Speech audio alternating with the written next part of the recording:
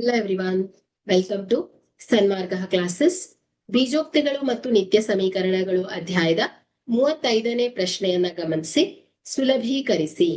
x minus y into 3x plus 5y minus 2z minus 4x plus 3y into z. So ಮೊದಲನೇದಾಗಿ ಈ ಆವರಣದಲ್ಲಿರುವಂತಹ ಪದಗಳನ್ನ ಕೂಡಿಸ್ಕೊಳ್ಳೋಣ. x into 3x plus 5y minus 2z. So minus y. So ಎರಡನೇ ಆವರಣದಲ್ಲಿರುವಂತಹ ಪದ. So 3x plus 5y minus 2z. Minus, so z into, so ಇಲ್ಲಿ ನೋಡಿ plus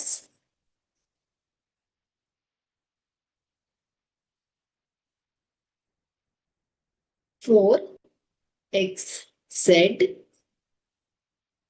into 3, so plus 3y z.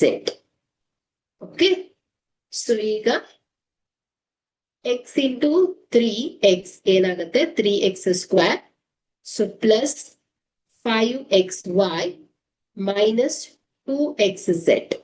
So plus minus minus 3xy or yx plus minus minus 5y square, so minus minus plus 2z.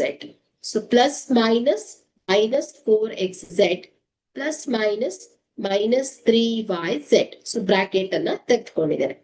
So ಈಗ ನಾವೇನ್ ಮಾಡ್ಬೇಕು, ಸಜಾತೀಯ ಪದಗಳನ್ನ ಒಟ್ಟುಗೂಡಿಸ್ಕೊಳ್ಬೇಕು. So 3x square 3x square plus 5xy. So ಇಲ್ಲಿ ಮತ್ತೆ ಎಲ್ಲಿದೆ xy ಇದು ಅಲ್ವಾ, so minus 3xy. Next minus 2xz, so minus 4xz.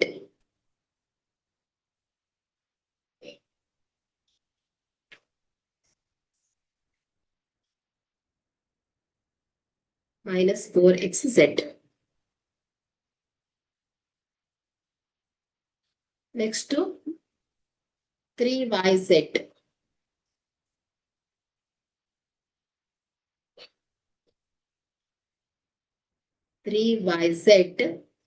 yz ಎಲ್ಲಿದೆ,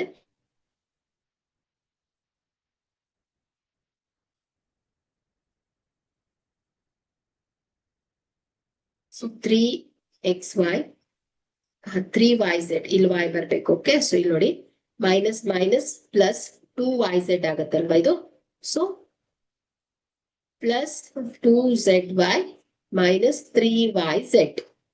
ಓಕೆ, ಸೊ ಆಯ್ತಲ್ವಾ ಇದು ಇಷ್ಟು, ಮತ್ತೆ 5y ಸ್ಕ್ವೇರ್ ಉಳಿದಿದೆ, ಸೊ ಮೈನಸ್ 5y ಸ್ಕ್ವೇರ್.